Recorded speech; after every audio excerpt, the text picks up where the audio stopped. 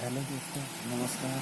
मैं अजय स्वागत करता हूँ आपका अपने यूट्यूब चैनल पर, जिसका नाम है अजय प्रकाश राजपूत। आज हम पढ़ेंगे हिमालय का प्रादेशिक विभाजन की शॉर्ट ट्रिक। इस शॉर्ट ट्रिक को सीखने के लिए हमें सिर्फ दो चीज़ों का जानना चाहिए।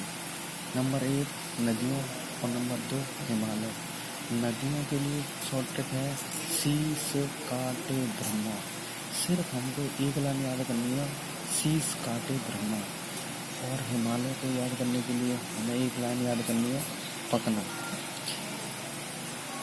वर्गीकरण की बात करी जाए तो क्वेश्चन पेपर में पूछा जाता है कि सिंधु नदी और सतलज नदी के बीच में कौन सा हिमालय है, तो पंजाब हिमालय।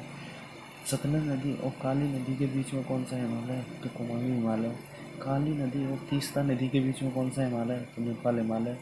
तीस्ता नदी और ब्रह्मपुत्र नदी के बीच में कौन सा हिमालय है, तो असम हिमालय।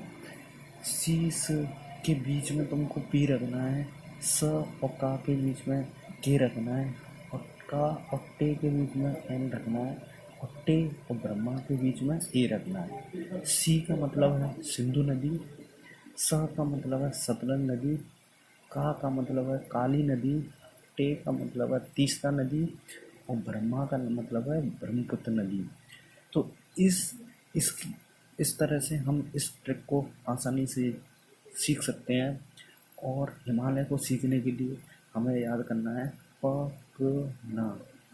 पी का मतलब है पंजाब हिमालय, के का मतलब है कुमायूं हिमालय, एन का मतलब है नेपाल हिमालय, और ए का मतलब है आसाम हिमालय।